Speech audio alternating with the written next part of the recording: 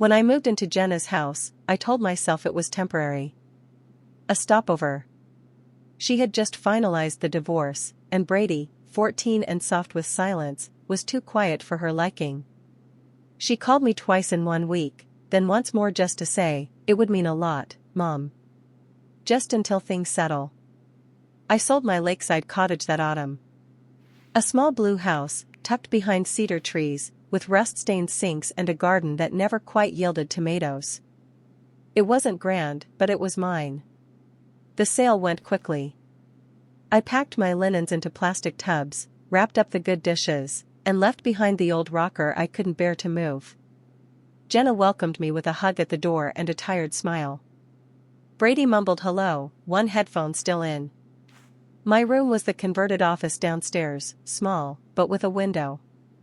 I folded my quilt over the guest bed, set my slippers beside the nightstand, and told myself this would feel like home soon enough. In the beginning, it did. Jenna worked late most days, so I made dinner. Nothing fancy, meatloaf, pasta, soups. Brady picked at his food but always cleared his plate. I took over laundry without being asked. Paid for groceries when Jenna's card declined. It felt good to be needed again, even in this quiet, sidelong way. Still, things changed, quietly. The good towels were suddenly off limits. A dinner party came and went without my invitation. Brady stopped saying goodnight. I found myself pausing before entering rooms, unsure if I was interrupting something. Once, I heard Jenna's voice drop to a whisper the moment she noticed me on the stairs. It wasn't that anyone said anything cruel.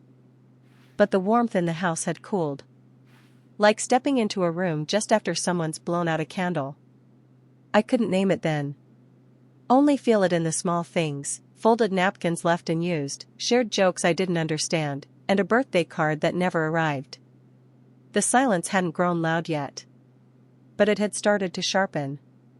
It started with the hallway mirror. I'd taken it down one afternoon to wipe behind it, dust had gathered in the corners, fine and gray like smoke. When I went to hang it back up, Jenna stopped me. "Could you not move things around?" she asked, setting her keys on the kitchen island without looking at me. "It's just easier if stuff stays where I left it." I nodded, apologizing without really knowing why. I leaned the mirror against the wall in the guest room. It stayed there for 3 weeks before Jenna finally rehung it herself, but slightly off-center.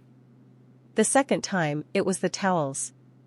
I had bought a set, soft, pale green, the kind that feel like warm hands on your skin. I used one after a bath and washed it carefully.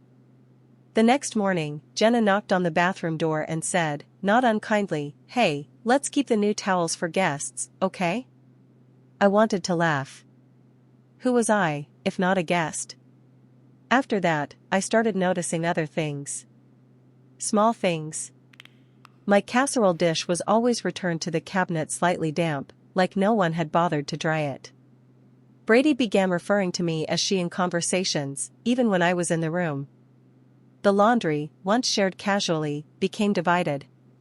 Jenna began doing only her and Brady's clothes, leaving mine neatly folded in a basket at the foot of the stairs. One evening, as I was drying dishes, I overheard Jenna talking to someone on the phone. "Yeah, she's still here," she said, voice hushed. "No, it's not awful, just, kind of like having a live-in reminder, you know?" A live-in reminder. Of what? I never asked. Brady had started staying out later, and when he was home, he closed his door. I'd try to ask about school or friends and get a shrug, a grunt, a monosyllable. One evening, I told a story about how he used to follow me around with a wooden spoon when he was 2, calling me Chef Granny. He didn't laugh.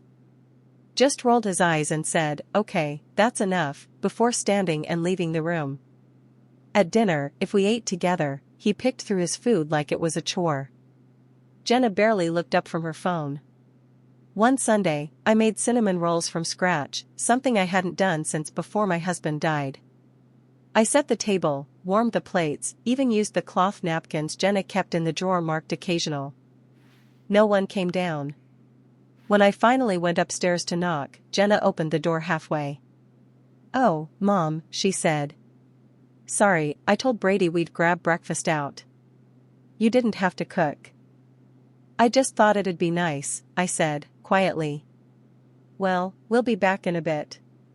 The door shut softly. The rolls sat cooling on the counter for hours. I wrapped them in foil and put them in the freezer the next morning. I don't think anyone noticed. From then on, I stopped cooking unless asked. Stopped folding their towels. I still swept the floors, still watered the plants Jenna never touched. But I began keeping to my room more often. One day, Jenna had friends over for dinner, her book club, I think. I heard laughter from the dining room, the clink of wine glasses. I'd set the table earlier that day, assuming I was invited. I waited, changed into a cardigan, put on lipstick. But the clock rolled past 7. 8. Then 9. No one came to get me. I opened the door once, just enough to hear Jenna say, "That's just my mom, she's staying with us for a bit." For a bit. As though I'd simply appeared. Uninvited. Temporary. The next morning, I found a post-it on the fridge. Please don't rearrange the spice rack. It's hard to find things. The handwriting was Brady's. I stared at it for a long time. That afternoon, I went to the local library and applied for a card. I hadn't checked out a book in years. The librarian smiled warmly and said, "Welcome back, Mrs. Lane." It felt strange to be addressed so directly. I borrowed a novel, walked to the nearby cafe, and ordered tea. I sat outside in the cold wind and read the first chapter. I didn't think about Jenna or Brady or the house. But the moment I stepped back inside, I could feel the air again, close and indifferent. They weren't cruel. That's what made it harder to explain. There were no slammed doors. No screaming matches. No harsh words. Just subtraction. A gradual erasing of presence. A quiet disinvitation from the life I thought I'd been asked into. At night, I lay in the twin bed with the quilt tucked tightly around my shoulders and tried to remember what the cottage smelled like. Cedar, I think. Damp earth. My old tea kettle. I didn't say anything to Jenna. Didn't confront her. What would I say? That I felt like a piece of misplaced furniture in a house I helped pay for? No. I said nothing. But each silence they handed me, I folded up and stored away, like receipts. Like evidence. One day, I knew, I'd need to remember every single one. It happened on a Tuesday. There was rain in the forecast, and I'd brought in the cushions from the patio chairs, folding them carefully to keep them dry. The house was quiet, filled only with the low hum of the dishwasher and Brady's muted video game upstairs. I had made toast and poured myself a half cup of coffee, weak, the way I liked it. The knife I'd used still rested beside the sink, crusted with butter. I remember that. I remember looking at it as Jenna walked into the kitchen, her expression tight, her mouth forming some shape that felt rehearsed. She didn't sit. Just stood there, fingers clasped in front of her. "Mom," she said, "we need to talk." I turned toward her slowly, wiping my hands on a dish towel. The rain had just started, a light tapping against the window pane. "This arrangement," she continued. "It's not working anymore." My fingers stilled. She glanced toward the hallway, as if to make sure Brady wasn't listening. "I think it's time for you to think about next steps. Your own place. Some independence again." There was no emotion in her voice. No hesitation. Just an odd kind of courtesy, like she was telling me the car needed an oil change. Brady came down the stairs mid-sentence, holding a cereal bowl. He didn't make eye contact, just muttered, "Yeah. It's weird having you here. It's like, you don't really belong." Then he disappeared into the living room. Jenna didn't flinch. Maybe she agreed. Maybe they'd rehearsed this together. I looked at the coffee cup in my hand. The chipped one with the blue rim. I had brought it from the cottage, my favorite. I didn't speak. There was nothing left to say. She said more, I know she did, but I don't remember the words. It all blurred into that one moment. That one sentence. You don't really belong. I looked around the kitchen. At the toaster I'd bought, the apron hanging on the hook, the wooden bowl that held their bananas. My fingers felt numb. When I finally looked up, Jenna had her arms crossed. I hope you understand, she said, as if I were the one causing difficulty. I understand, I said softly. And I did. Perfectly. I washed my cup, dried it slowly, and placed it back on the shelf. Then I turned and left the kitchen, each step echoing louder than it should have. Back in my room, I closed the door and sat on the edge of the bed. I didn't cry. Instead, I opened my drawer and pulled out the folder I kept beneath my sweaters. Receipts, mostly. A copy of the property deed. Notes from the financial advisor I hadn't spoken to in a year. Things Jenna had long forgotten. It had all seemed generous at the time, her asking me to move in, to help, to be part of Brady's life. I had told myself I was being of use. That families helped one another. That it was temporary. But I saw it now. Clear and sharp. It had never been about me. It had been about what I could bring. The down payment that saved them from foreclosure. The grocery bills I quietly covered. The way I ran the house when Jenna was too tired, too busy, too overwhelmed. They had gotten what they needed. And now they were moving on. That night, I didn't sleep. The rain picked up, tapping harder against the glass. I sat in bed, the quilt drawn up to my chest, and stared at the ceiling. I thought of the cottage. Of the lemon tree I had tried to grow on the porch. Of the drawer in the kitchen that never quite closed. Of how it smelled in spring, damp soil and pine. I had given it up for them. Without regret, at the time. But now, regret was the only thing I had. Still, no tears came. Not yet. Only something colder. Something solid. I got up at 4 a.m. and made tea. The house was dark. Silent. I didn't bother turning on the lights. At 5 o'clock, I sat at the kitchen table, the one I bought from the second-hand store and refinished myself last summer, and watched the sky begin to pale. By 6 o'clock, I had a plan. Not out of spite. Not out of revenge. Just clarity. They wanted me out. But the house was mine. I didn't tell them right away. Instead, I spent the next 24 hours moving slowly, carefully, as if the house itself had become fragile and might crack under the weight of truth. I went about the day as if nothing had happened, washed the towels, swept the entryway, trimmed the potted basil by the back door. But something had shifted inside me. A quiet, unspoken resolve. I sat in my room and opened old folders.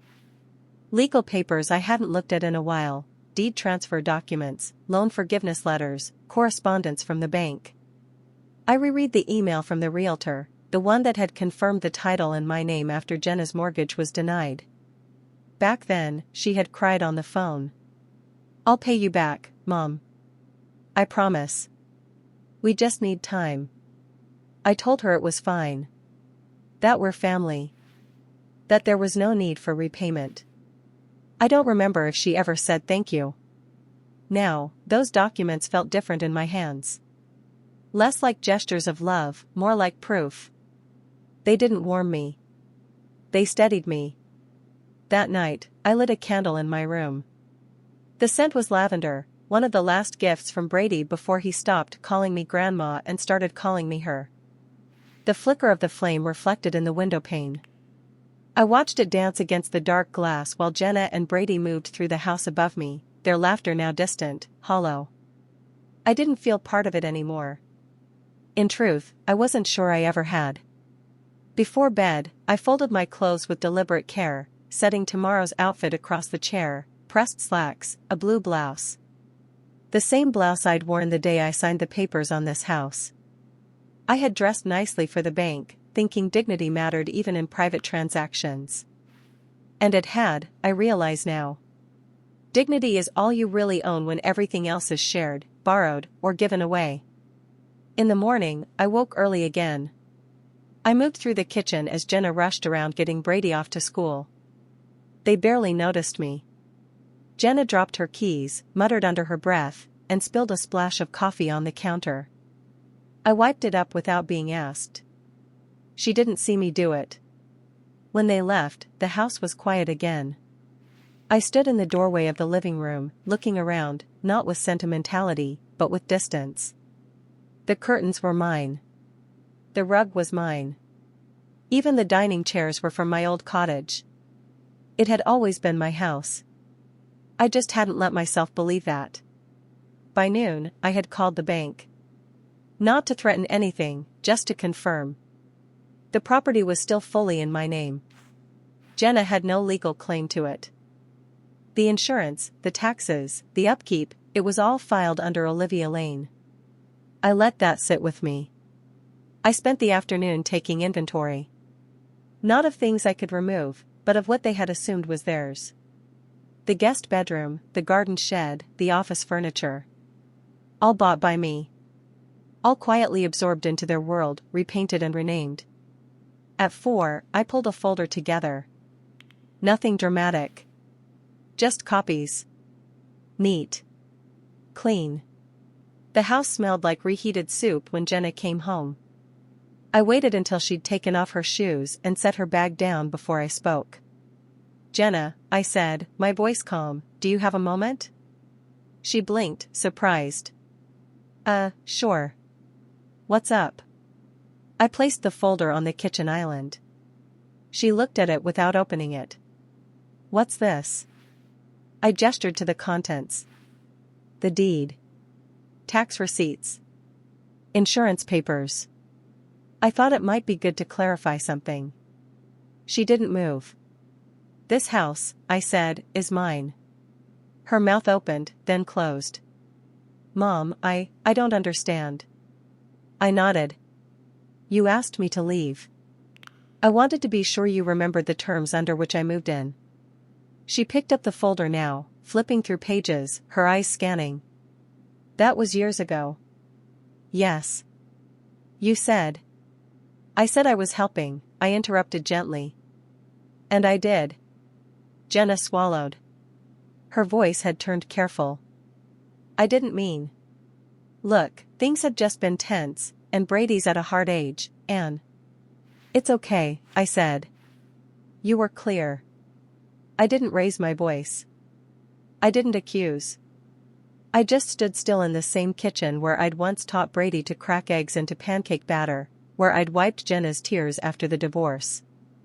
I stood there and let her see what she hadn't before. I wasn't leaving. But they were. She didn't yell. Jenna never yells. She just stood there, folder in hand, the weight of her own words sinking in. "I need to think," she said at last. "I understand." And with that, I turned, walked down the hall to my room, and closed the door behind me. I didn't lock it. I didn't need to. She looked up. "Then why are you doing this?" I folded my hands in my lap. "Because you asked me to leave, Jenna." And I listened.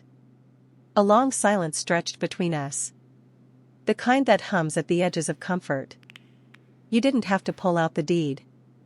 "I didn't want a conversation later where you said you didn't remember." She exhaled, a breath caught between frustration and fatigue. "I can give you time," I said. "But not forever." That night, Brady didn't come home. Or if he did, I didn't hear him. Jenna stayed in her room. The house felt hollowed, stripped of its easy noise. I didn't feel triumphant. I felt clear. 2 days later, I heard them talking in hushed tones at the top of the stairs. Brady said something sharp, I caught the edge of it. "Just because she has the papers doesn't mean she gets to dictate everything." Jenna's reply was soft. "She's not dictating. She's just done." On Friday, Jenna approached me with folded hands. "I've asked Garrett to help us move," she said. "He can bring a trailer on Sunday." I nodded. Brady didn't look at me when they started packing. He passed through the hallway with cardboard boxes, hoodie pulled low over his face. Jenna wrapped plates in dish towels, stacked books in bins, labeled things with a permanent marker.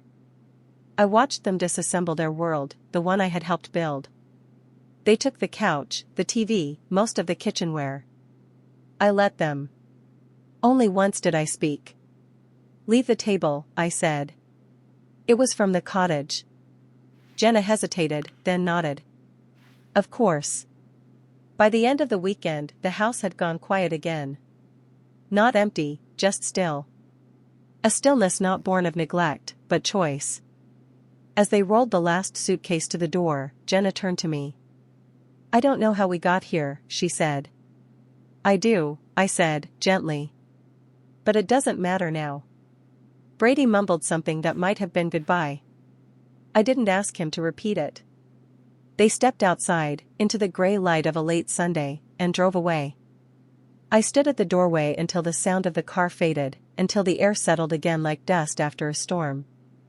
Then I closed the door and turned the lock. The silence that followed was not immediate. There were voicemails, at first. One from Jenna that evening, her voice unusually bright, saying they'd arrived at Garrett's just fine, that she hoped I was okay in the house by yourself. Another came the next morning, less cheerful. I don't understand why it had to go that far, Mom. We could have talked. We can talk. I didn't respond. Brady sent nothing. On the third day, I received a text, "Can we come by to get the blender?" I replied, "It's in the garage." Then, quiet. The stillness in the house began to stretch, not like a wound, but like a seam finally loosed. I opened windows. Let in the sound of birds. Sat at the kitchen table for breakfast without worrying about being in someone's way. But I wasn't celebrating. I wasn't rejoicing. I was sitting in the aftermath of something I hadn't planned for but couldn't stop needing. The garden was neglected, so I took to weeding it slowly, one corner each morning. I swept the front step, left the porch light on even when I wasn't expecting company. I made tea in the evenings, used the fancy mugs Jenna used to hide behind the glass doors. A week later, Jenna showed up without warning. She knocked. When I opened the door, I saw the version of her I hadn't seen in years, hair unbrushed, eyes tired, a plastic grocery bag dangling from her wrist.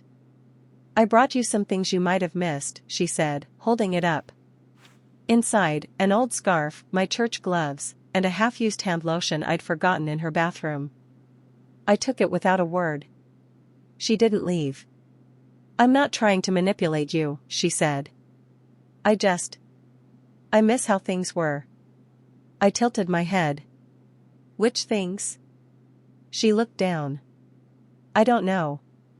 We stood like that for a moment, the open door between us like a drawn curtain. Then she stepped back. "I'll give you space." That night, she left another voicemail. "Brady's confused. He doesn't understand why you're angry." But I wasn't angry. I was empty of something. Of the ache that once made me try. Of the hunger to be included. A few days later, Jenna called again. This time, tearful. "Mom, please. We're drowning. Rent, school, gas. Everything's so expensive. I didn't realize how much we depended on you." That, at least, was honest. We were ungrateful. "I was ungrateful," she said. I got so used to you being here. Handling things." I sat in the sunroom, phone in hand, listening. Not interrupting. The house was bright, the light slanting across the floor. I looked at the pattern it made and felt something inside me settle. "Please," she finished. "Let's talk." I pressed end call without responding. The next day, Garrett texted. "She's a mess. Can you just be the bigger person?" I didn't reply. 2 more days passed. Then an envelope came in the mail. Jenna's handwriting. A letter. She wrote about her childhood. About the year I worked double shifts so she could have piano lessons. About the way I used to braid her hair in the mornings, the lunches I packed with notes tucked inside. She said she had let resentment distort her. That she resented needing me, resented her own failings, and took it out on the one person who had stayed. I see it now, she wrote. I do. It was the first thing she'd said that felt real. That sounded like the Jenna I remembered, not the daughter I'd been managing, but the girl I'd once carried home in the rain, wrapped in my coat. I placed the letter in the drawer with the deed, with the bills, with the folder I no longer needed to show. A week later, Brady came alone. He knocked. No warning. When I opened the door, he stood there, taller than I remembered, holding a potted plant. I figured the garden looked better with it, he said. You always liked these. It was a marigold. I stepped aside and let him in. He didn't apologize, not directly. But he asked how I was. He helped carry groceries from the car. He offered to mow the lawn. The next Saturday, he came again. Sat with me in the kitchen while I made soup. Asked about the recipe. Told me school was hard. It was enough. Not a repair. But a start. Jenna called a few days later. I heard Brady's been helping. I said nothing. I want to help too. We could come by, bring dinner. I said, let me think about it. She was silent. Then, I'm seeing someone. A therapist. I didn't ask why. She added, I understand if you don't believe me. But I'm trying. That night, I walked the perimeter of the house, checking each door, each window. The curtains Jenna had chosen were still up. I didn't mind. They were soft, muted gray. I thought about what it means to love without being needed. What it means to be needed without being loved. And I decided to stay in this moment, just a little longer. They arrived just before noon on a Sunday. The car pulled up slowly, tires grinding the gravel of the short drive. Jenna stepped out first, dressed in a navy coat I didn't recognize. Brady followed, taller than before, holding a tray of covered dishes, casserole, perhaps, or something store-bought dressed up to look homemade. I watched from the window for a moment before opening the door. Hi, Mom, Jenna said. Her voice was thin, careful. Brady gave a small wave. I held the door open. Said nothing. They walked inside slowly, eyes flitting over the living room like visitors to a place they once lived. Jenna lingered at the bookshelf. Brady set the tray on the kitchen counter, unwrapping the foil silently. We brought food, Jenna offered. Nothing fancy. I see. There was an awkward shuffle. They didn't sit. We thought maybe we could eat together, Jenna said. I stepped further into the kitchen, placed the kettle on the stove. You're welcome to have lunch. You're not joining us? I've already eaten. Brady looked at the floor. Jenna nodded, her face unreadable. They sat at the table, the one I'd asked them to leave behind, plates clinking softly, forks scraping. I stayed near the window, sipping tea. The silence was not cruel. Just filled with all the things we'd never said. After they finished, Jenna stood and cleared the plates. She moved with more humility than I'd seen in years. I've been thinking about what you said, she offered finally, her back turned at the sink. About remembering the terms. About listening. I didn't answer. I was wrong, she said. I confused comfort with ownership. Support with submission. Still, I said nothing. Brady spoke next, unexpectedly. I didn't mean it when I said you didn't belong. I looked at him then, really looked. His face was more open, less rigid. The resentment had softened into something closer to recognition. I know, I said quietly. Jenna dried her hands. We're moving again, she said. Garrett's place was never meant to last. We found something, small, but it's ours. I'm glad, I said. She stepped toward me, slowly, like approaching a sleeping animal. I don't want anything from you, she said. Not money. Not space. Just a chance to talk. To start again. I looked at her face. Tired. Honest. Bare. Then I nodded. Call me next week. Her eyes flickered with hope, but I didn't invite them to stay. I walked them to the door. Held it open. Watched as they stepped outside. Jenna paused on the porch, turned back. Thank you for not shutting the door all the way. I didn't open it all the way either. She nodded. As they got in the car and pulled away, I didn't wave. I simply stood there until the taillights disappeared. Then I stepped back inside, turned the lock, and poured out the cold tea still sitting in my cup. That night, I moved into the master bedroom. I opened the closet, pulled out a box I hadn't touched since the cottage, old photo albums, receipts, clippings. Among them, a letter from my husband, written the week before he died. It ended simply, "Take care of yourself." It's allowed. I read it twice. Then I placed it on the nightstand, beside the lamp Jenna once said was too granny-like. The room was quiet. The light soft. I hadn't lost my family. I had simply stopped being their backup plan. The days stretched wider after they left. There was no more waiting for footsteps overhead. No more hurried dinners. No whispered phone calls. The house became a kind of soft echo chamber, each creak of the floor, each sigh of the kettle, all belonging to me. I started keeping the bedroom window open at night. Something I hadn't done since moving in. Jenna used to complain it leaden noise. Brady said it made the hallway drafty.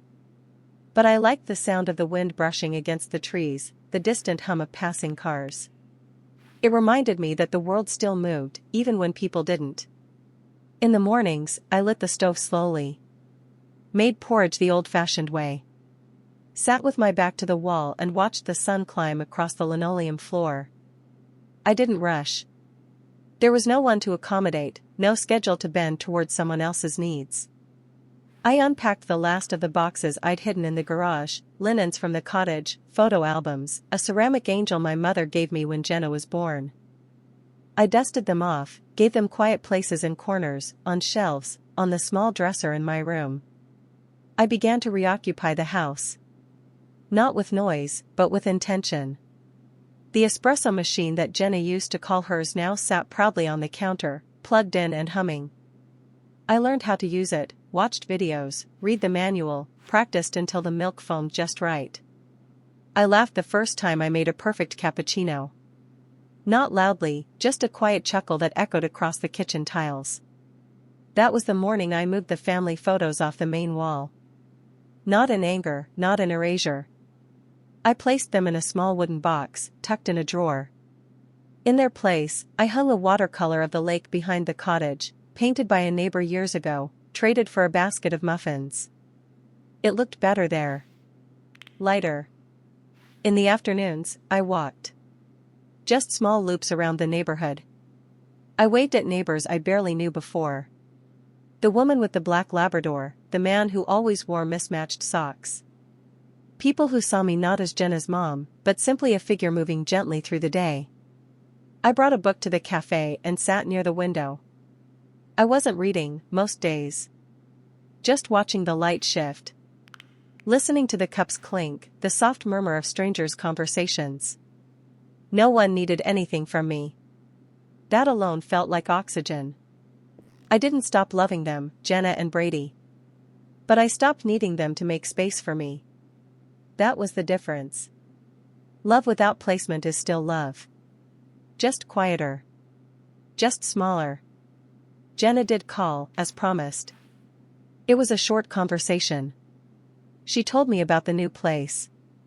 A rental, one-bedroom loft. Brady had a pull-out couch. She laughed when she said it, nervous, a little embarrassed. He says it builds character, she added. I told her I was glad. She asked if she could bring groceries one day. I said, I'll let you know. And we left it at that. I didn't hang up heavy with hope, or weighed down with expectation. It was just a call. A thread, not tugged, just noticed. That week, I bought a small vase at the thrift shop. Pressed a single sprig of rosemary into it and set it near the kitchen sink. It filled the room with the scent of memory, of roasted potatoes, of Sunday meals, of care. One morning, I received a card in the mail. From Brady. No envelope, just folded paper with his handwriting, uneven and honest. Thanks for still being here. That was all. I placed it behind the sugar jar. Not for display, just to have it close. Some evenings, I wrote in my old notebook. Not journals, not memoirs. Just lists of things I remembered about the cottage. The way the floor groaned near the bathroom. The owl that nested one summer in the tree above the porch. The smell of the mint patch when it rained. They were not regrets. Just soft acknowledgments. Markers of a life that had always been mine, even when I was too busy caring for others to notice. I did not speak of the past often. I did not try to explain myself to anyone. But in that house, finally mine in presence, not just in deed, I found something better than reconciliation. I found clarity. And in clarity, peace. It was a Wednesday when Brady came back. No call ahead. No text. Just the dull knock on the front door at 4:15. I was in the garden, pulling weeds from the bed near the porch. The marigolds were holding up better than expected. He stood there, hands in the pockets of a windbreaker 2 sizes too small. His shoes were caked with dirt, his face thinner, older. I was nearby, he said. Thought I'd see if you were home. I usually am. He gave a small laugh, then looked down. I didn't mean what I said, he mumbled. Back then. About you not belonging. I stood with my glove still on, a bit of soil on my knee. I know, I said. But you did say it. He nodded. Yeah. I didn't invite him in right away. Instead, I handed him the clippers I'd left near the porch. Cut back the lavender, I said. It's gone leggy. He took them without question, kneeling beside the bush. For half an hour, we worked in silence, me at the marigolds, him at the lavender. The sun was low, the air sharp with autumn. When we finished, he followed me inside without asking. Washed his hands at the kitchen sink, dried them on the towel without needing direction. He stood awkwardly by the table. You hungry? I asked. He nodded. I made sandwiches, egg salad on brown bread, slices of cucumber, 1 cup of tea and 1 of lemonade. We didn't speak while we ate. There was no need to fill the air. The silence had changed its shape. Afterward, he helped with the dishes. I'm not here because Mom told me to come, he said suddenly, drying the last plate. I just wanted to. I turned toward him. Why now? He shrugged. Been thinking a lot. About stuff. About how I acted. I waited. I didn't really see you. I mean, you were just, always there. Doing things. And I didn't get what it meant. And now? I don't know, he said. I just wanted to help. Or try. That night, I let him take the old futon in the guest room. I brought out the extra blanket, the one he used to call the soft cloud when he was small. He stayed the weekend. Mowed the lawn. Fixed a loose shutter. Ate toast in the morning and washed the cup afterward. We didn't talk about Jenna. Not until the 3rd visit. She writes a lot now, he said, unprompted. In a journal. Her therapist suggested it. I nodded. Is it helping? He thought. I think so. She's less sharp. She ever talk about coming here? She says she doesn't want to mess things up. But yeah. She does. That night, he handed me a letter. From her, he said. Only if you want to read it. I didn't open it. Not right away. Just placed it on the windowsill and let it sit there for days. Brady came back every Saturday after that. Sometimes we worked in the garden, sometimes in silence. Once, he baked bread, burnt on the bottom, but not inedible. I watched him move through the kitchen with care, asking where things were, not assuming. One week, he brought a plant. Figured the porch looked bare, he said. It was a peace lily. Half alive, drooping a little, but it took well once I watered it. I moved it near the coat rack, where the sun landed late in the day. He never asked for anything. Never tried to rewrite what had happened. He just showed up. Once, he paused while sweeping the porch. "Do you think people change?" he asked. "I think people remember," I said. "Eventually." He nodded. By the fifth visit, I had opened Jenna's letter. It was shorter than I expected. She wrote about the ache of silence. How the house they'd rented felt temporary, but not in the safe way this one used to. How she didn't miss the comfort, she missed the witness. "I was never alone," she wrote. "But I made you feel like you were." That part stayed with me. The following week, she called. "I won't come by unless you say I can." I didn't answer right away. "I just want to sit with you. Maybe outside. Just to sit." It was hard to hear her voice without layering it in old memory. Her 25-year-old laugh. The way she used to tug at my sleeve when she was nervous. The smell of her hair after swimming lessons. "I'm not asking to move back," she added. "Just to come once in a while. To show up." I told her I'd think about it. She didn't press. Brady continued his visits. Quietly. Without fanfare. I began to feel the house stretch again, not in discomfort, but in capacity. It had room for memory and movement. For old wounds healing slowly. That Friday, I found a note tucked under the flower vase. "Thanks for letting me come back. I'll keep doing the work." It wasn't signed. But it didn't need to be. It was late spring when Jenna came back. She didn't bring food, or flowers, or a prepared apology. Just herself, on foot, no car in sight. She stood on the porch in a plain blouse and jeans, no makeup, her hair tucked behind her ears the way she used to do when she was little and wanted to be taken seriously. She didn't knock. Just stood there, hands folded in front of her, waiting. I opened the door. "Hello," she said. "I don't want anything from you. I just want to try again."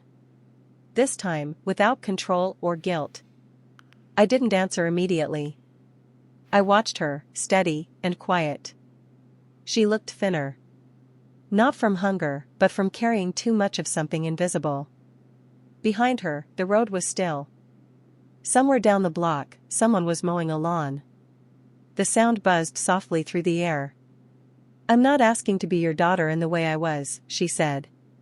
"Just to be allowed in your life, in whatever way you'll have me." I stepped outside. Closed the door gently behind me. We stood together in the late afternoon light. I noticed the small tremor in her fingers, the scuff on her shoes. "Call me next week," I said. "We'll see how it goes." She exhaled like something had been held for too long. "Thank you," she whispered. I nodded. Then I turned and went back inside. I didn't watch her walk away. In the kitchen, the kettle had begun to whistle. I poured the water, stirred in honey, sat at the table with the sun warming my back. The house was still. Safe. Mine. There was no triumph in it. Just a quiet boundary drawn not in anger, but in understanding. Outside, the past waited, uninvited but no longer pressing its face against the glass. I sipped my tea slowly. The clock ticked. I remembered the cottage, not just the smell of cedar, but the way the door clicked shut when I locked it at night. The way the moonlight filtered through the curtain. I remembered that silence. How I used to think it was loneliness, until I realized it was a kind of freedom. Now, this house held that same hush. I had not lost my family. I had simply stopped being their backup plan. And in that stillness, in that refusal, I had finally found space to be something I hadn't been in years. Myself.